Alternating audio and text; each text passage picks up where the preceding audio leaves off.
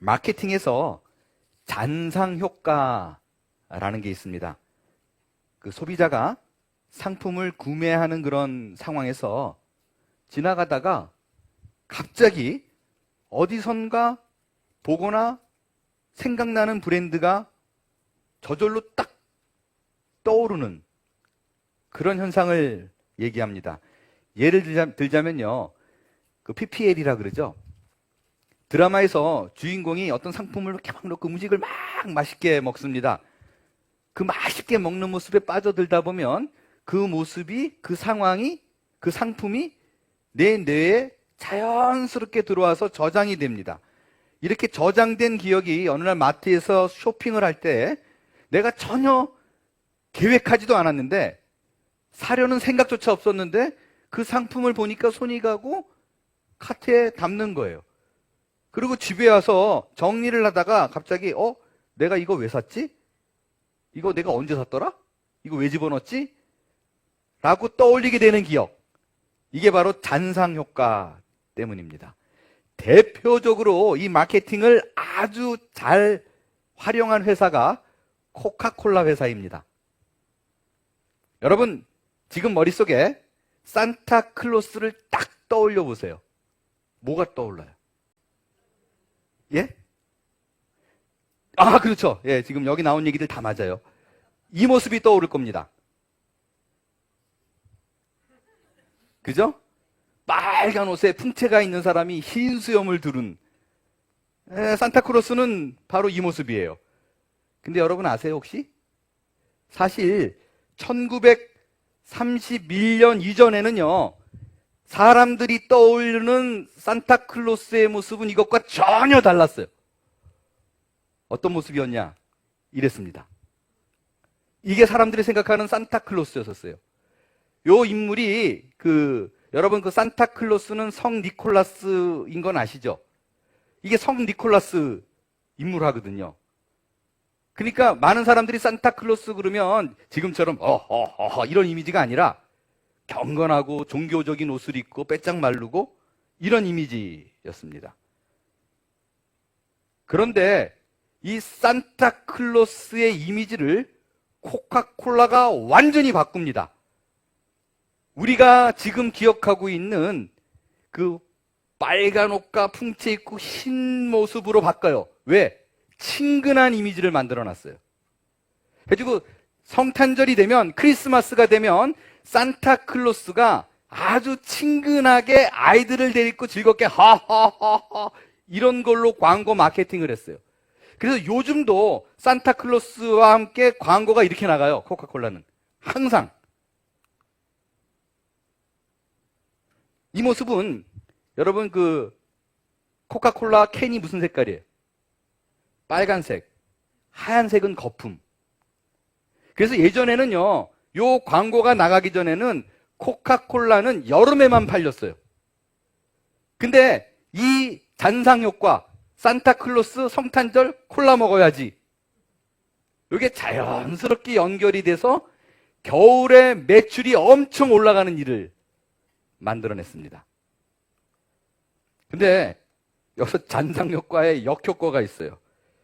이 잔상 효과가 내 뇌에 기억될 때 아주 자연스럽게 들어와야지 뭔가 억지로 집어넣으려고 한다거나 또 상황에 맞지 않아. 이게 내용에 갑자기 생뚱맞아요. 그러면 오히려 그 잔상 효과는 그 이미지를 떠올리면 불쾌함을 느끼고 거북함을 느끼는 일이 벌어집니다. 오늘 우리는 요한복음의 첫 에피소드로 침례 요한을 만납니다. 요 앞 18절까지는 요한복음의 서론이었었어요. 여러분 지금 머릿속에 침례 요한의 이미지를 탁 떠올려 보세요. 어떤 모습이 떠오르나요? 여러 가지가 있죠. 대표적으로는 이런 걸 거예요. 광야에서 회개하라, 천국이 가까이 왔느니라. 그럼 많은 사람들이 막 때로 몰려와가지고 울면서 통해자복하고 침례받는 모습, 그죠? 빼놓을 수 없는 것도 있죠. 예수님이 누구에게 침례받아요? 침례 요한에게. 아주 장엄한 모습으로 우리가 그릴 수 있습니다.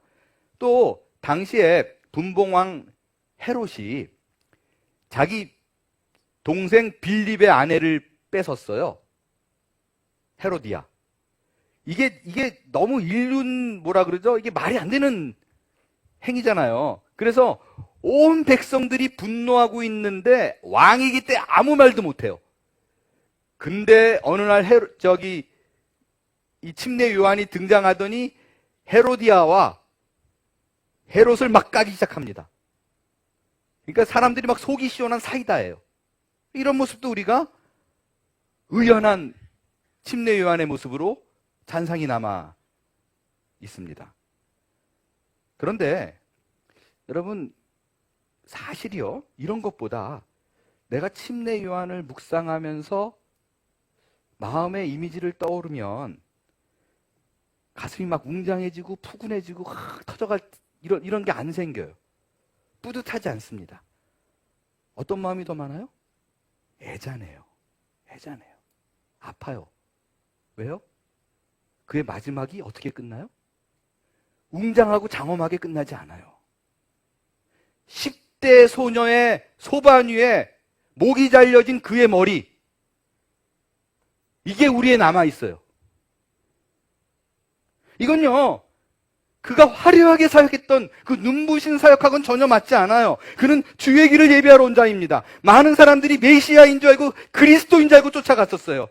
그런데 그의 마지막은 소반 위에 담겨진 잘려진 머리예요. 충격입니다. 여러분, 이거는요, 심지어 다른 순교자들하고도 비교해 보자고요. 다른 순교자들의 순교의 현장은요, 장엄하고 엄숙합니다. 그냥 심장이 뛰어요. 거꾸로 십자가에 막 매달려 죽죠. 끓는 물에 들어가고 피부가 벗겨지고 화형당하고 불에 타고, 충격적이지만 그 모습을 생각할 적에, 그 단위에 올라가는 그 모습을 생각하면 감동이 있습니다. 근데 침례 요한은 어떻게 죽어요? 황당해요. 헤롯이 술 취해가지고 막 잔치를 벌이는데 의붓딸, 살로메라고 알려져 있죠. 의붓딸이 춤추는 모습 보고 헤벨레 해가지고, 야, 너 뭐 원하는 소원 다 얘기해. 내가 들어줄게. 나라의 절반이라도 줄게. 그랬더니 그 의붓딸이 엄마한테 지시를 받아서 뭐라 그래요? 요한의 머리를 잘라주세요. 그래서 죽어요. 너무 생뚱맞지 않나요? 영웅의 마지막이 참 안타깝습니다. 그래서 침례 요한을 생각하면 막 심장이 뜨고 감동이 아니라 애잔해요. 이게 그의 위대함과 맞지 않는 상황적 어색함이 만들어낸 부정적 잔상 효과입니다. 여기서 우리는 이런 생각이 들어요. 아니, 성경의 저자들이 예수를 잘 믿으면 결과가 어떻게 된다 이렇게 써내려갈 때 왜 몽땅 다 마지막을 그렇게 아프게 그려놓을까? 12 제자들의 순교도 그렇고요. 신약 성경의 다수의 책을 쓴 바울도 목 잘려 죽어요. 여러분, 그런 모습 보면서 그들의 삶이 보상받았다라는 느낌이 있나요? 그렇지 않아요. 오히려 아픕니다. 애잔합니다. 찢어질 것 같아요. 근데 아이러니하게요, 그렇게 죽어간 정작 그들은요, 그 상황을 피하지 않았다는 거예요. 내가 여기서 양보하지 않고 물러서지 않고 걸어가면 내 눈앞에 어떤 일이 보일 거라는 걸 뻔히 봐요. 근데 안 도망가요. 그거를 그냥 감당하고 죽으러 그 길을 꼿꼿이 들어갑니다. 모두 다 기쁨으로 그 생을 마쳤어요. 여러분, 이 모습을 보면요, 적어도요, 두 가지는 명백해요. 이 사람들이 이 두 개는 갖고 있었어요. 하나는 죽음이 끝이 아니라는 거, 사후의 세계가 있다라는 확신이 있었어요. 그러니까 그 길을 걸어가죠. 또 다른 하나는요, 그들의 인생의 목적, 목표가 자신의 개인적인 성공이 아니었어요. 몽땅 다 포커스가 어디에 맞춰져 있냐면 그리스도께 맞춰져 있었어요. 이게 너무나 분명한 게, 우리가 인생을 살아가면서 여러분이 지금 신앙을 갖고 있는 이유가 목표, 내가 잘 먹고 잘 사는 거, 내가 남들보다 떵떵거리고 잘 사는 거라고 정했다면 이들은 완전히 실패자예요. 남는 게 하나도 없어요. 근데 내가 종교를 갖는 이유, 내가 예수를 믿는 이유가 내가 아니라 그리스도예요. 나는 어떻게 돼도 상관없어.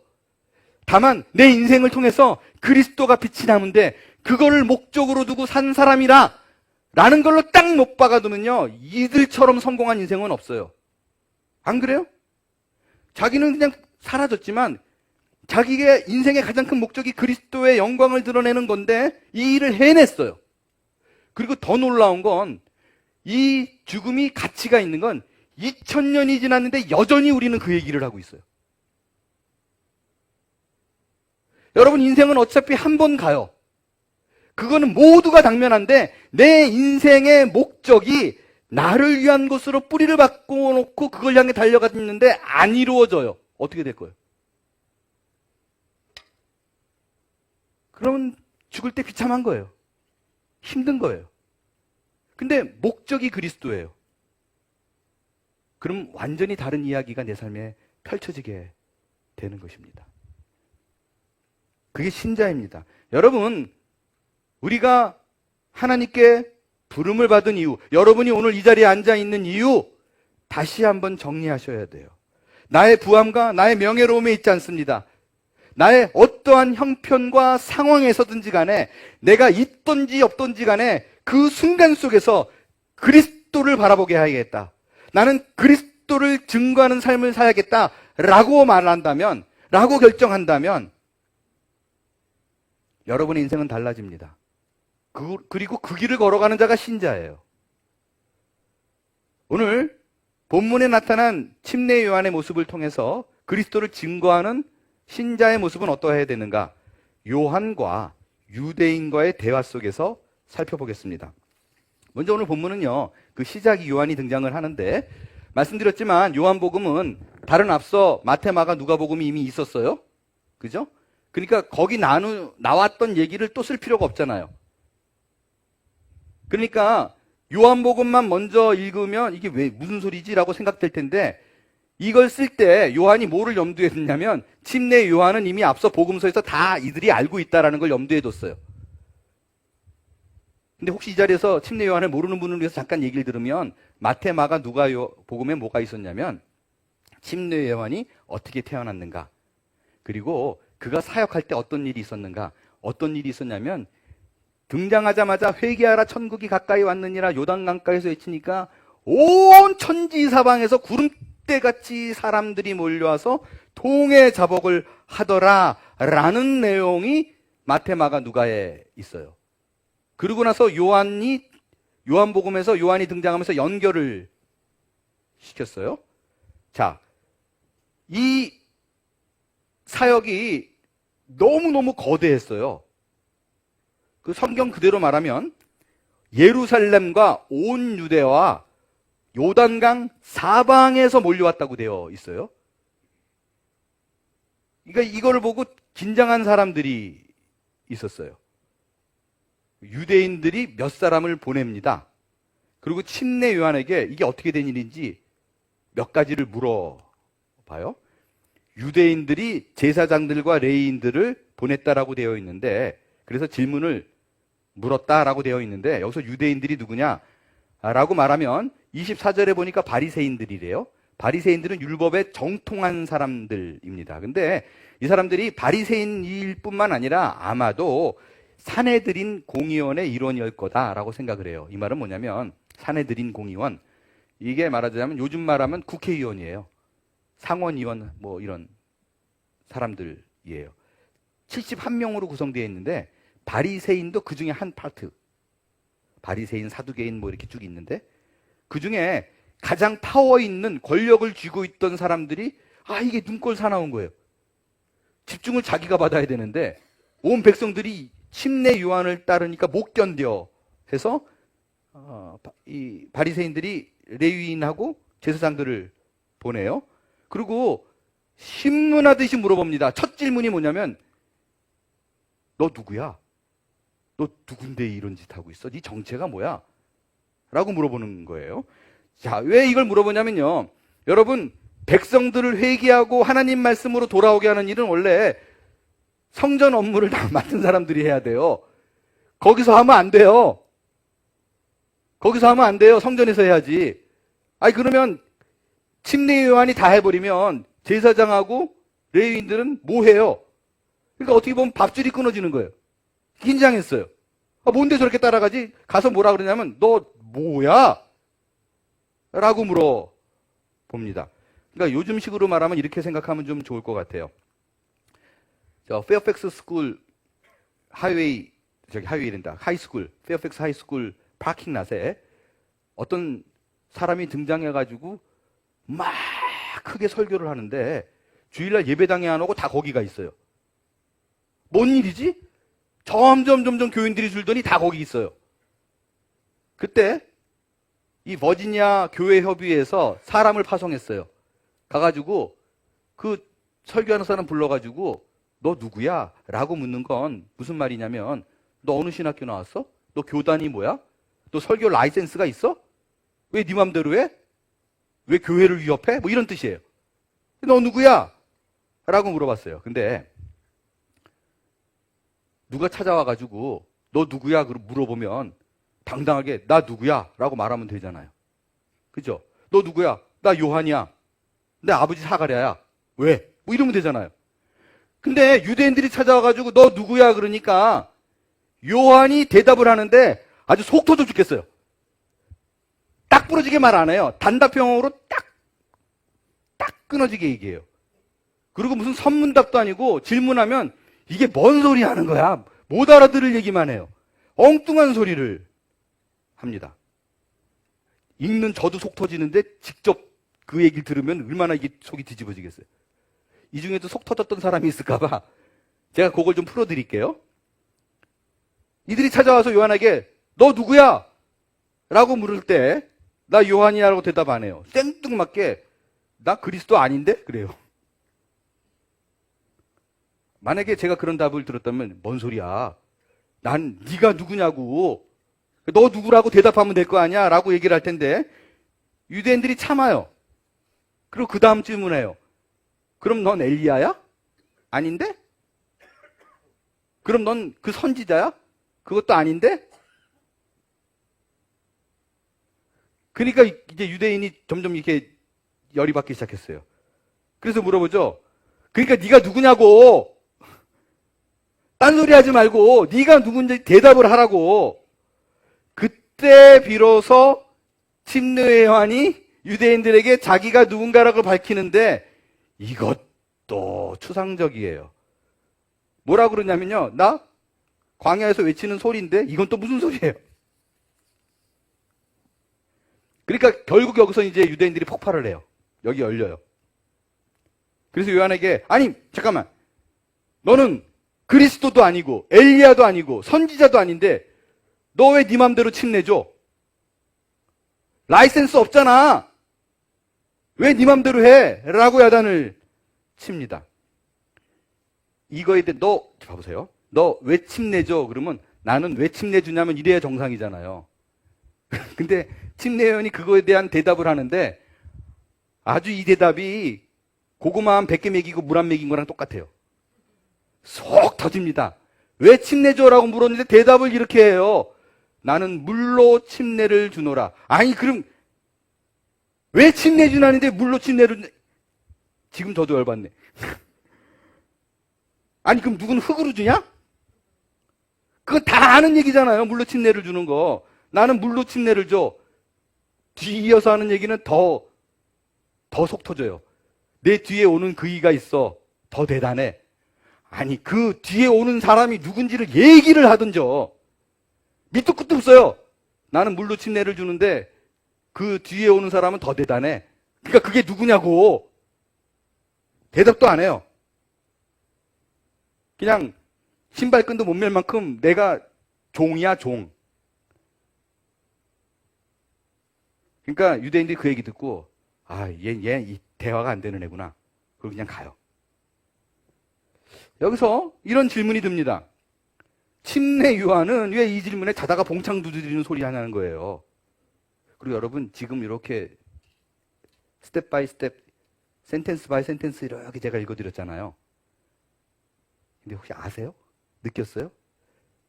침례 요한이 진실이 아닌 걸 살짝 바꿔서 얘기한 게 있어요. 어떤 거예요? 진짜인 듯이 아닌데. 그건 뭐냐면요. 네가 엘리야냐? 물었더니 나는 아니라 라고 얘기했어요. 왜 이 사람들이 네가 엘리야냐라고 물어본 이유가 있어요. 구약 말라기에 보면요. 메시아가 오기 전에 엘리야가 먼저 온대요. 먼저 와서 모든 사람들의 마음을 회개시키고 주의 길을 예비하는 일이 벌어진대요. 근데 지금 침례 요한이 그걸 하고 있잖아요. 그러니까 네가 엘리야야라고 물을 때만 해도요. 이게 긴장이에요. 그렇다 그러면 무슨 말이에요? 곧 메시아가 도래한다는 거예요. 긴장된 말로 그럼 너 엘리야야? 했더니 나 아닌데? 이래요. 자, 여러분에게 질문 드릴게요. 요한이 엘리야예요? 아니에요? 요한은 엘리야입니다. 나중에 어떤 일이 벌어지냐면 요한의 제자들이 예수님을 봤는데 헷갈려요. 메시아인지 아닌지 헷갈려요. 그래서 요한이 감옥에 있을 때 직접 가서 예수님께 물어봐요. 당신이 메시아냐? 그럴 때 쫙 정리를 해주면서 뭐라 그러냐면 그의 메시아가 오기 전에 앞서 길을 예비하는 사람이 있는데 오리라 한 엘리야가 바로 요한이다. 예수님이 못 박아서 요한은 엘리야라고 얘기해요. 근데 유대인들이 와가지고 너 엘리야지 그러면 맞다. 내가 그 엘리야노라 이래야 되잖아요. 나 아닌데 거짓말이에요. 거짓말이에요. 그러면 이런 생각이 들어요. 아, 요한이 몰랐나 보다. 너 왜 절대 본인이 엘리야인 거 몰랐을 리가 없습니다. 왜냐면요. 요한이 태어나기 전에 그의 아버지 사가랴에게 천사가 나타나서 미리 얘기를 해요. 네가 아들을 낳을 건데 그는 엘리야의 심령과 능력으로 주의 길을 예비하게 될 거다. 그가 먼저 온다. 그래서 많은 사람을 회개케 하는 일이 벌어질 거다. 태어나기도 전에 이미 이 예언을 그 아빠가 들었어요. 근데 말 안 했을 것 같아요? 뭐랑치 하고 있었을 것 같아요?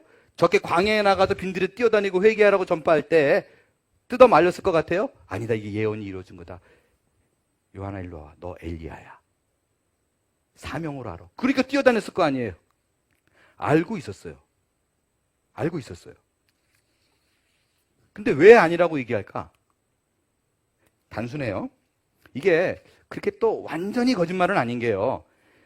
여러분 그 엘리야가 구약에서 그의 마지막이 어떻게 됐어요? 죽지 않았어요. 그 2명 승천했는데 에녹과 엘리야예요. 기가 막히게 승천했죠. 막 불병거, 불맞짱 확 화려하게 올라갔어요. 근데 유대인들은 엘리야가 다시 올 때 그 모습으로 올 줄 알았어요. 그때 타고 간 불마차 타고. 근데 요한은 뭐라 그랬어요? 엘리야의 심령과 능력으로 오게 된다고 얘기했지 그 엘리야는 아니거든요. 그러니까 나는 엘리야의 사역을 하는 사람이지 엘리야는 아니야. 그 뜻이에요. 그러니까 완전히 거짓말은 아닌 겁니다. 또 그럼 여기서 이런 궁금함이 생겨요. 아니 그러면 그렇게 질문할 때 기회잖아요. 어떻게 보면 그리스도를 전할 수 있는. 그죠? 그러면 지금처럼 제가 설명하듯이 그냥 구약을 들어가면서 주야장창 쫙 앉아봐봐. 쫙 설명을 하지. 왜 그렇게 단답형하고 말아주기 싫은 사람처럼 돌려 말하고 추상적으로 얘기하고 헷갈리게 하는 거예요. 헷갈리게. 여러분 지금 드리는 얘기 잘 들으셔야 돼요. 굉장히 중요한 얘기입니다. 여러분이 행여 오늘 제 설교를 듣고 첫 소두부터 그래 나는 이제부터 내 인생을 주로 고정하고 주를 증거하는 삶을 살겠다 라고 결심한 분이 계시다면 지금 드리는 얘기는 꼭 기억해야 돼요. 그건 뭐냐면요, 여러분이 복음을 전할 때 그들은 못 알아듣는다는 게 정답입니다. 듣고 아하 하지 않아요. 원래 하나님의 나라는요, 주의 선택된 백성이 아니면 아무도 못 알아들어요. 그 못 알아듣는 게 정상이다. 예수님이 얘기했어요. 뭐라고 얘기했냐면, 너희들이 가서 복음을 전할 때 내가 지금 설교하는 거 애들이 못 알아듣지, 비유로 말할 때 못 알아듣지. 왜 그런지 알아? 이사야 예언이 이루어지는 거야. 이사야가 뭐라 그랬어요? 너희가 듣기는 들어도 깨닫지 못할 것이요, 보기는 보아도 보지 못할 것이다. 이 이사야 예언이 오늘도 동일하게 이루어지고 있는 거예요. 아무리 내가 전도의 마음을 품고 그들에게 가지고 논리적으로, 이론적으로, 그리고 기적을 보여서 설명해도 못 알아먹습니다. 근데 이단들은 가면 그들이 알아들어요. 이게 신비한 거예요. 우리는 구약을 들어가면서 논리적으로 얘기해도 못 알아듣는데, 그 말도 안 되는 JMS 등장해가지고 내가 메시아다 그러면 와 그래요. 그래서요, 예수님도 총독과 빌라도 앞에서 수많은 질문했는데 대답 안 했어요. 아무 말도 안 했어요. 왜냐? 누가 복음에서 그렇게 얘기해요. 그들이 믿지 않을 게 분명하기 때문에 말할 필요가 없는 거예요. 여러분, 이게 복음의 신비입니다.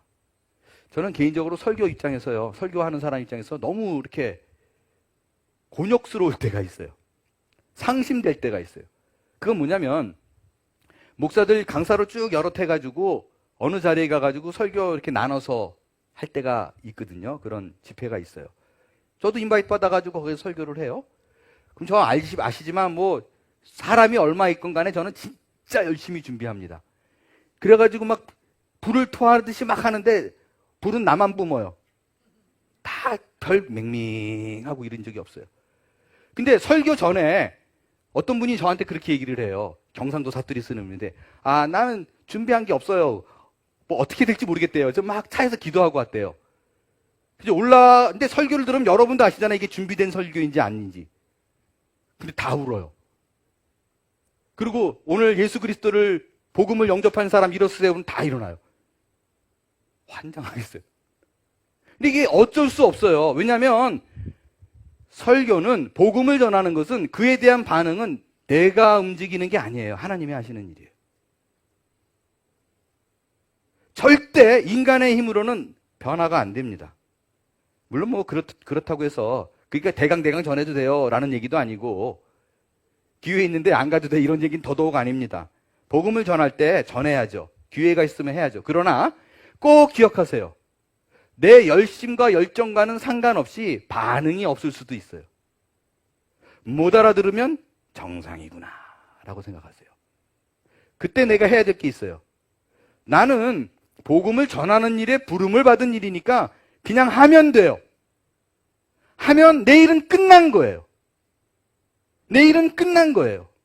선교지에 가서도요, 아무리 열심히 해도 꿈쩍도 안 하는 사람들 많아요.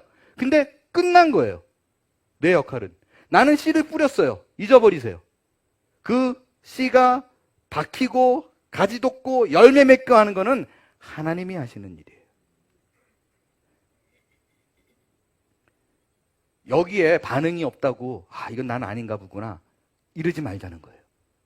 그게 오늘 바로 이 순간 이 요한의 증거를 통해서 우리가 알 수 있는 신자가 걸어가야 될 마땅한 길에서 벌어지는 일이라는 것입니다. 이번에 살펴보는 거는요, 사람들이 침례 요한을요, 엘리야뿐만 아니라 그리스도라고까지 생각을 했어요. 왜냐하면 너무나 장대하게 사역을 하니까.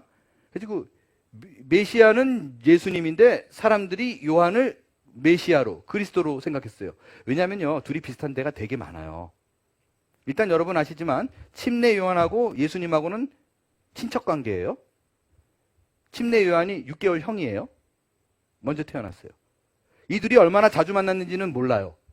근데 되게 비슷해요. 일단 출생부터가 둘 다 기적으로 태어났어요. 침례 요한도 부모가 나이가 많아서 임신이 불가능하다 그랬어요. 근데 태어났어요. 예수님도 여러분이 알지만 동정녀에게서 태어났어요. 사역 현장에서도요, 본격적인 사역 이전에 둘 다, 침례 요한은 빈들에 있었고 예수님은 광야에 있었어요. 그리고 사역을 시작하자마자 침례 요한은 회개하라 천국이 가까이 왔느니라 라고 얘기했고, 예수님은 하나님의 나라가 가까이 왔느니라 라고 얘기했어요. 똑같아요. 근데 차이가 있어요. 이 차이는 굉장히 많이 있지만 오늘 요한이 한 말을 토대로 해서 침례에 관해서만, 여기서 또 뽑을 게 많지만 시간 관계상 침례에 관해서만 이 둘이 어떤 차이가 있는가를 여러분에게 비교해서 말씀을 드리겠습니다. 먼저 침례 요한의 침례예요. 침례 요한은요, 유대인들에게 예수님과 자기의 차이를 얘기하는데 이렇게 얘기해요. 자기는 물로 침례를 준대요.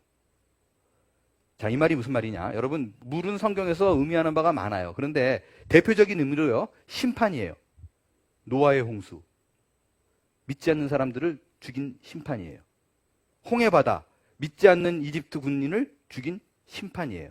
그리고 아모스, 이사야도요, 곳곳에서 물을 심판으로 많이 표현해요. 침례는 무슨 뜻이에요? 침례는 원래 물에 잠긴다는 뜻이에요. 물에 푹 꼴딱 들어가는 거예요. 무슨 의미예요? 죽는다는 거예요. 죽었다는 거예요.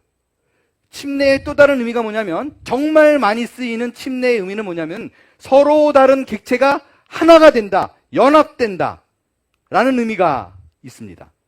굉장히 많은 부분에서 연합으로 쓰여져요. 그러니까 이걸 정리해 볼게요. 물은 심판이에요. 침례는 연합이에요. 심판과 내가 합쳐진 거예요. 무슨 말이야? 너 죽는다는 거예요. 여러분, 내가 물로 침례를 받는다는 말의 의미는 뭐냐면 나는 죄인이라서 죽을 수밖에 없습니다. 나는 죽습니다라는 고백이, 그걸 인정하는 게 요한의 침례예요. 내가 물로 침례를 받았어요. 요한의 침례까지 들어갔다면 내가 죄인인 걸 인정하고 나는 죽었다. 이게 바로 요한의 침례입니다. 그래서 혹시 여러분 중에 나 침례 받아서 구원받았어, 착각하지 마세요. 여러분이 받은 세례, 여러분이 받은 침례로 인해서 구원받는 일 없습니다. 베드로 사도가 아주 노골적으로 얘기했어요. 베드로전서 3장 21절에 침례는 그냥 표식이야, 상징적인 것이지 그 물로 들어갔다 나온다고 해서 너의 더러운 죄가 깨끗하게 지는 거 아니야. 착각하지 마. 베드로가 이렇게 얘기했어요. 그럼요, 여러분 이거예요. 내가 죄를 고백했어. 나는 교회가 나와서 내가 죄인인 걸 인정했어. 그러니까 나는 구원받았어. 그런 일 없어요. 그런 일 없습니다. 어디까지 가야 돼요? 다음이 필요해요. 그게 뭐냐면 예수님의 침례입니다. 침례, 요한의 침례와 예수님의 침례는 다른데, 요한의 증언으로 의하면 예수님은 물로 침례를 안 한대요. 성령으로 침례를 한대요. 마태복음에는 조금 더 구체적으로 얘기했어요. 성령과 불로 침례를 하시는 분이 예수님이라고 얘기해요. 자, 침례가 무슨 뜻이라고요? 연합이에요. 그러니까 불로 내가 연합된다는 건 불이 나의 죄를 새까맣게 태워버려서 없이 한다 라는 의미가 있고요. 성령으로 침례를 받았다라는 말의 의미는 뭐냐면요, 내가 성령과 하나가 됐다, 성령이 이제 내 안에 들어왔다, 그 말의 의미는 뭐냐면, 여러분, 죄인으로 내가 인정하는 것이 아니라 성령이 내 안에 들어오면 바로 벌어지는 일이 있어요. 그때부터는 예수 그리스도를 주님으로 인정하게 돼요. 예수를 내가 주로 인정하면 내가 성령의 침례, 예수님이 주신 그 침례를 받은 거라고요. 그 예수님의 침례, 그 성령의 침례를 내가 받게 되면 그 다음부터는 걱정 안 해도 돼요. 도장 찍었어요. 구원은 보장됐어요. 개런티에 하노라 라는 게 에베소서 얘기예요. 자, 여러분, 이 얘기가 얼마나 중요한 얘기인가 정리를 해볼게요. 우리 중에 물로 침례 받은 분이 있어요. 다시 얘기합니다. 그거 자체로 구원 없어요. 물로 침례 받는 건 죄인임을 인정하는 거 끝이에요. 교도소에 있는 사람도 내가 길티. 그렇다고 구원받아요? 아니에요. 물로의 침례는 딱 거기까지라고요. 요한의 침례는 딱 거기까지예요. 성령 침례가 필요하대요. 예수님의 침례가 필요하대요. 이 말은 뭐냐면 성령이 내 안에 들어와서 그를, 예수 그리스도를 주님으로, 구세주로, 내 죄를 깨끗게 하고 구원자로 인정하는 거기까지, 그걸 믿는 수준까지 가야지 신자입니다. 중에 아직 많은 분들이 요한의 침례에 머물고 있어요. 나는 교회 다니니까 너무 행복해. 나는 교회를 다니니까 든든하고 교회를 다니니까 평화가 찾아왔어. 내가 기쁨으로 에브리데이 지낸다고 해서 나는 구원받았어라고 말하지 마시라고요. 그 기쁨과 감격이 나를 구원하지 않습니다. 우리의 구원은 예수 그리스도가 주는 성령 침례까지 가야 됩니다. 오늘 죽어도 머릿속에 한번 떠오르세요. 내가 오늘 죽는다. 그때 내가 제일 먼저 뭘 할 건가? 나는 죄인입니다가 아니라고요. 예수님, 나를 구원해 주신 그분을 믿습니다. 나를 건져주세요. 이거 하라고요. 그 믿음의 고백이 있어야만 삽니다. 여러분, 요한의 침례를 받으러 나왔던 그 사람들의 모습을 상상해 보자고요. 얼마나 두려웠겠어요. 엘리야로 사람들이 알고 온 거 아니에요. 내가 지금 죄를 인정하지 않으면 구원이 없다라고 생각해서 울면서 그 자리에서 죄를 회개한 거라고요. 그러나 내가 죄인임을 인정했다고 해서 요한이 준 물침례가 그들을 구원하지 않습니다. 요한에겐 그런 능력이 없습니다. 우리 중에서도 내가 기도할 때마다 눈물 나고 나는 기도할 때마다 감사가 넘쳐 내 주변을 보면 예수 믿는 사람들이 얼마나 많은지 몰라. 이런 믿음의 공동체를 주신 걸 감사해. 나는 이들과 앉아가지고 맨날 예수 얘기하고 예수에 대한 사랑 얘기를 해. 나는 구원받은 자가 틀림없어. 착각하지 마세요. 그거 자체가 구원을 보장하는 게 아닙니다. 내가 그 상황에 너무 익숙한 거예요. 예수란 얘기를 듣는 지식에 익숙한 거를 믿는다고 오해하지 마세요. 지난주에 저는 그 기독교 진리의 기초 중에 기초, 부활을 전했어요. 말씀 중에 부활을 믿지 않으면 가짜다라고 얘기를 했어요. 신자 아니다. 뜻밖의 지난 주간 중에 몇몇 분이 저에게 연락을 주셨어요. 말씀을 듣는데 내내 찔림이 있어가지고 가시방석에 앉아 있는 것 같았다. 나는 내가 부활을 알고 있기에 믿는다고 생각했는데 내가 진짜 믿고 있나? 라는 생각이 들으니까 소름이 끼치더라. 여러분, 이 고백을 해주신 분들이요, 초신자가 아니에요. 오래 예수를 믿은 분이고 누구든지 그 사람 보면 참 신자라고 말할 만한 사람입니다. 그러나 구원은 많은 사람들 보기에 열심히 살고 있고 헌신한다고 해서 내가 결심해가지고 그것을 지켜나간다고 해서 신자라고 불릴 이유가 없습니다. 신자는 정말로 내가 예수를 교과서식으로 새생명반에서 배운 식으로 알고 있는 것이 아니라 나는 그분이 없으면 진짜 안 돼. 나는 지독한 죄인이야. 이걸 믿고 있는가? 라는 것입니다. 그 너무도 오랫동안 들어서 당연하게 여겼던 진리, 그걸 믿어야만 합니다. 이제 여러분의 모든 시선을 나에게서 내가 해야 될 일에서 이제 주님께로 돌리십시오. 그래야 삽니다. 당시 이스라엘 백성들은 모두 다 요한에게 집중했어요. 하나님의 사람으로 회개를 전했어요. 부패한 종교인들을 향해서 독소를 퍼부었어요. 그래서 사람들은요, 요한을 그리스도로 알았어요. 이 말은 여전히 오늘 우리에게도 일어나고 있습니다. 아직도 많은 사람들이 침례 요한의 요단강에서 벗어나질 못해요.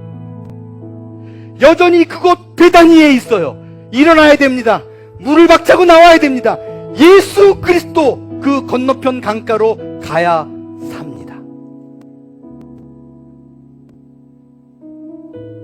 내가 좋은 설교 자주 듣는다고 해서 믿음이 있는 것으로 오해하면 안 돼요. 내 주변에 믿음이 좋은 사람 많고 하루 종일 예수를 얘기했다고 해서 내가 믿음 있는 거 아닙니다.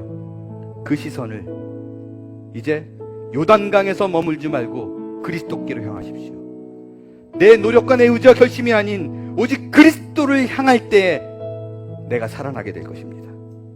그 진정한 감격, 내 인생이 어떻게 변화되는가, 왜 예수를 내 인생의 목표로 둘 만한 충분한 가치 있는가, 그 시작은 내 시선을 예수께 고정할 때 가능케 되는 일임을 여러분에게 선포합니다.